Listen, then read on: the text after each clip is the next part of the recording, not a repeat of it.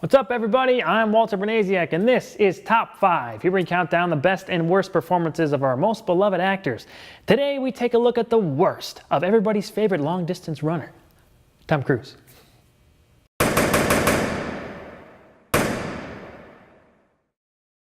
Last week, we discussed his best, but now it's time to get down to the worst. Tom Cruise, in general, is a likable and bankable star, but he can be hit or miss. Some ups and downs in his career have led to some interesting parts for him to play. So with his newest movie, Jack Reacher Never Go Back, hitting theaters a couple weekends ago, let's take a look at the top 5 worst Tom Cruise performances. Number 5. Joseph Donnelly in Far and Away. Cruise plays an Irishman who comes to America in search of land that he can claim as his own. Like a few other movies from around this time period, Nicole Kidman is there too. After his father dies and his house is burned to the ground, Joseph Donnelly and his rich landlord's daughter Shannon sneak away to America looking to claim open land for themselves in Oklahoma. However, they get stuck in Boston, where Shannon works as a feather plucker and Joseph takes up bare-knuckle fighting to help keep them afloat. As an affection builds between the two, they are casted out on the street. With no home, Joseph wonders if Shannon would be better off without him. So Cruise isn't all that bad in this. Actually, there are a few parts when he's quite good. His performance starts to take a turn when the movie goes off the rails a little bit about an hour and a half into this 2.5-hour affair. Yeah, it's a long movie that feels very long. I think everyone suffers from this as the third act of this film drags all of the performances down with it. By the time we get near the end, we care less about Cruise's character and it turns very sappy. Cruise doesn't play those romantic scenes very well in this, but he does punch a horse. The very ending is also pretty ridiculous and more over the top than the rest of the movie. I won't spoil it for you, but see if you can find the last scene. It's very out of place.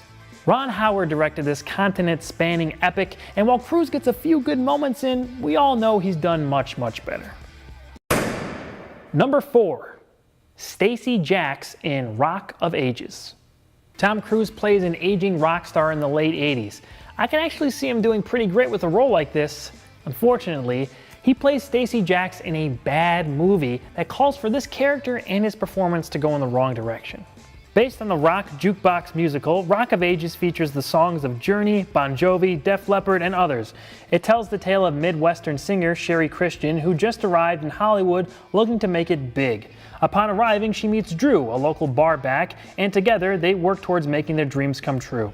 However, an encounter with rock icon Stacey Jacks tests their relationship in many ways, both individually and together. This is on the worst list because it's a missed opportunity. If he played this kind of role in a serious movie about the astronomical highs and soul-crushing lows of a rocker in the 80s, I'm sure he would have killed it.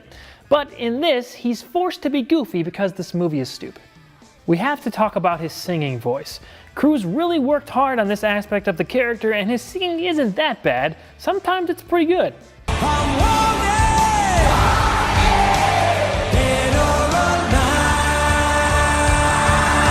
Then sometimes it sounds like he just inhaled a tank of helium.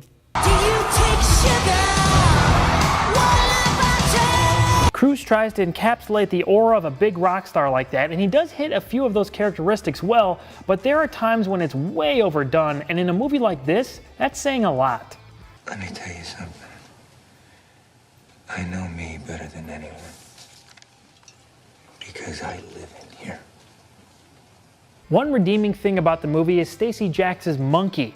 I think that the film would have been better if it was just about his misadventures. Hey! Hey, man. Man? Cruise captures something in this role, but it's not good enough to keep it off the worst list. Number 3. Vincent Laria in The Color of Money. This is a well-respected Martin Scorsese movie that features a great performance from Paul Newman. Once again, Cruise isn't all that bad in this one, but some of his character's awkwardness gets in the way of what could have been a really good role for him. In this sequel to 1961's The Hustler, Eddie Felson, a former pool hustler, makes a comeback with a talented yet unfocused young man named Vincent. They go on the road as Eddie teaches Vincent the art of the scam and slowly build up a friendship. However, their ideologies too often clash as they go their separate ways. Eddie then decides to pick up the game once again, and this leads to a showdown between teacher and student in Atlantic City. This is based off the 1984 novel by Walter Tevis. Cruise's character is wildly inconsistent here. When we first see him, he's this eccentric show-off, but as the movie goes along, he goes from a very respectful, reserved character to whiny, to angry, and back to eccentric again, and it doesn't happen in a way that suggests an arc. This results in uneven performance. You're something. I'm a fucking animal. Animal. I have to mention that Paul Newman won an Oscar for his portrayal of Fast Eddie. It's interesting because it was 25 years since he first played this character in the early 60s. He was great here, and it makes me want to go back and check out the original film. Have you seen The Hustler? Let me know what you think about it in the comments below. As for Cruise, I think if this was just a couple years later, he could have really hung with Newman in The Color of Money, but the way it turned out just sort of left the young star as an afterthought. Number 2. Lestat de Liancourt in Interview with the Vampire, The Vampire Chronicles. Did somebody say vampire? Bah! Ah! Ah! Ah!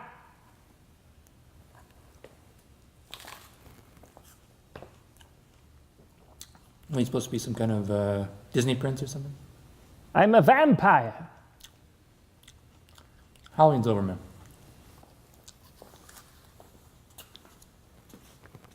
Well, now I feel stupid.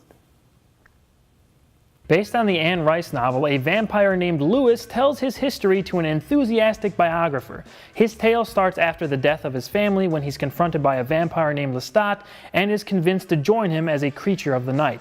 The depressed Louis and fun-loving Lestat butt heads on almost everything, and the relationship is made even more complicated when Lestat lets a young girl named Claudia join their family. This movie is very sexual. I know that vampires have almost always had that characteristic about them, but this movie is drenched in weird, dull sexuality. Like everything they do is over-sexualized. Where are we going?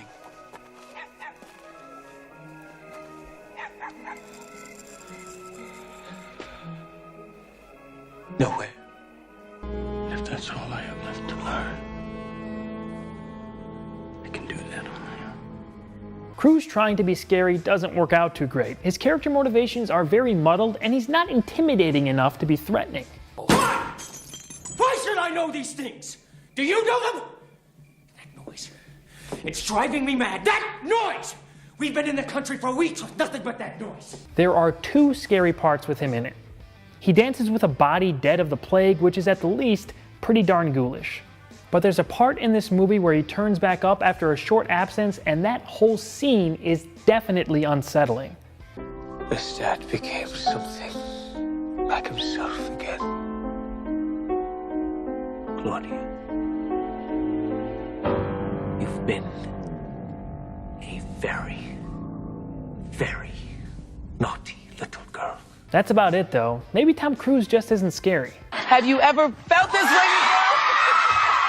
I take that back. And the number 1 worst Tom Cruise performance is Jack in Legend.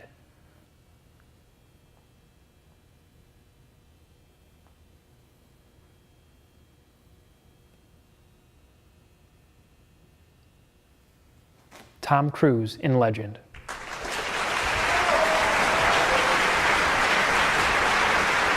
Darkness is looking to cast an eternal light onto the world by killing the last unicorn. Princess Lily is also soon captured by the demon. Now, Forest Boy Jack and his magical friends must do everything they can to stop darkness and save the world. Directed by Ridley Scott, Legend is an interesting movie. I actually enjoyed a good portion of it. The makeup and effects work in this movie are amazing. So before we get into Cruise's performance, I want to talk about what I like in this movie. Number 1, Devil Tim Curry. Dude, he looks amazing. I love it. He's fantastic in this. That voice is perfect, and the costume and makeup on Darkness is phenomenal. Also, Meg Mucklebones, the Swamp Witch, was legitimately one of the best effects I've ever seen. It made me audibly say, wow. The work that went into making that character more than paid off. Can't say enough good things about that scene. You simply don't see effects work like that nowadays. It's really refreshing to not see a CG cartoon there. By the way, love Frankie Muniz as Gump. There's something about this movie that's very attractive. It's got some heart and a good idea for a story. Unfortunately, it just doesn't know how to put it together very well. It's a shame because this could have been a very significant fantasy film instead of just a great spectacle. I saw the director's cut, so let me know in the comments what the differences from the theatrical version are and which you like better. Now onto Cruise's performance. Everything in this movie is very whimsical. I mean, there's glitter everywhere. Cruise is always full of wonder and whimsy. Seriously, most of his scenes contain him crouching and staring with a blank expression. How about a little facial movement there, Tom? I know he's supposed to be this fanciful character, but it's just too awkward, and he's also not interesting enough to keep your attention when all these incredible environments are around him. These roles are pretty irrelevant in the long run. Tom Cruise at 54 is still one of the biggest action stars in the world. Before I sign off today, I'd like to once again implore you to please help out cancer survivor and one of my friends, Barry Piotrowski. He beat Hodgkin's lymphoma a few years ago and was wrongfully abandoned by his insurance company, left to pay all his medical bills by himself. Barry is also a professional wrestler, and I made a documentary about him a few years ago. You can help him by buying this shirt. The link is in the description below, along with the trailer for the documentary. He's one of my closest friends and did not deserve what happened to him. Please help him out if you can, and you'll get a pretty cool shirt. You won't regret it. I want to hear what you guys think. What is your least favorite Tom Cruise movie and/or performance? Who do you want me to cover next on the show? Leave a comment and let me know. If you haven't already, make sure to go back and check out my top 5 best Tom Cruise performances. Follow me on Twitter at awesome_Walter and come back next week when we change things up a bit on a brand new top 5.